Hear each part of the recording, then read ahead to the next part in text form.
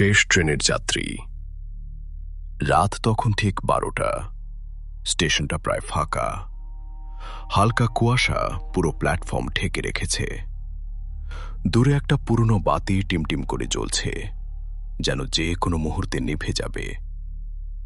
এই স্টেশনটা শহরের এক কোণায়, যেখানে দিনের বেলাতেও খুব বেশি লোক আসে না, আর রাত হলে জায়গাটা যেন অন্য এক জগতে পরিণত হয়।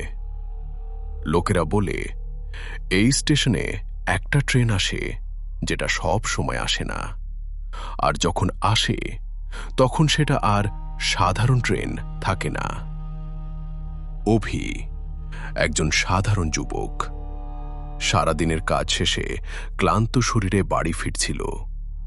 সে জানত না এই স্টেশনের ভয়ঙ্কর গল্প।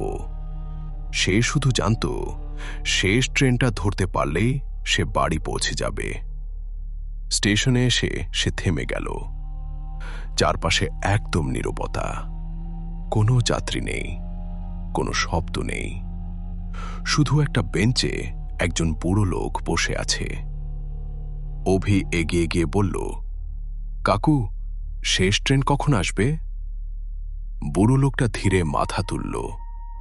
তার চোখে অদ্ভুত এক ভয়। সে ফিসফিস করে বলল, এই ট্রেনে উঠো না। অভি একটু হেসে বলল, কেন? ট্রেন তো ট্রেনই।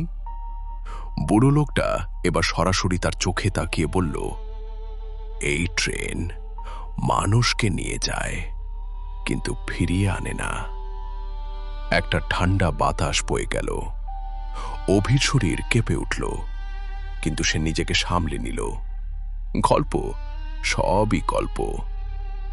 ঠিক তখনই দূরে একটা ট্রেনের হুইসেল শোনা গেল। কুয়াশার ভিতর দিয়ে একটা আলো এগিয়ে আসছে, ধীরে, খুব ধীরে। ট্রেনটা প্ল্যাটফর্মে ঢুকল। পুরনো, অদ্ভুত, অস্বাভাবিক নীরব। জানলার ভেতরে কিছু মানুষ বসে আছে, কিন্তু কেউ নড়ছে না, কেউ কথা বলছে না। তাদের চোখ শূন্য। অভির বুক ধরফর করছে। এক মুহূর্তের জন্য সে ভাবল, না ওঠাই ভালো। কিন্তু ঠিক তখনই দরজা নিজে থেকেই খুলে গেল। একটা ঠান্ডা হাওয়া বেরিয়ে এলো ভেতর থেকে, আর সেই হাওয়ার সাথে একটা অদ্ভুত গন্ধ। অভি আর ভাবল না। সে উঠে পড়ল। দরজা বন্ধ। ট্রেন চলতে শুরু করল। ভেতরে বসে অভি চারপাশে তাকালো। সবাই চুপ, একদম নিঃশব্দ। সে পাশে বসা লোকটাকে বলল, আপনি কোথায় যাচ্ছেন? লোকটা ধীরে তার দিকে তাকালো। তার ঠোঁট নড়ল, কিন্তু কোনো শব্দ বের হল না। অভির গলা শুকিয়ে গেল। সে জানলার বাইরে তাকালো, কিন্তু বাইরে কিছুই নেই। না শহর, না আলো, না কোনো স্টেশন, শুধু অন্ধকার। হঠাৎ ট্রেন থেমে গেল। একটা ভাঙা কণ্ঠ ভেসে এলো, পরবর্তী স্টপ, ফিরে আসা নেই। অভির বুক ধক করে উঠল। সে দরজার দিকে ছুটল। দরজা খুলতে চেষ্টা করল, কিন্তু দরজা নড়ল না।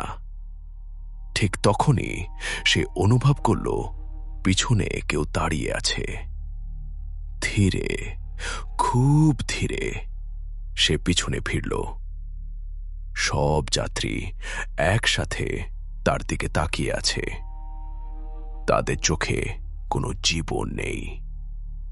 একজন উঠে দাঁড়ালো, ধীরে বলল, আমরা সবাই একদিন তোমার মতোই উঠেছিলাম। অভির গলা কাঁপছে। মানে? লোকটা হালকা হাসল, ভয়ঙ্কর, ফাঁকা হাসি।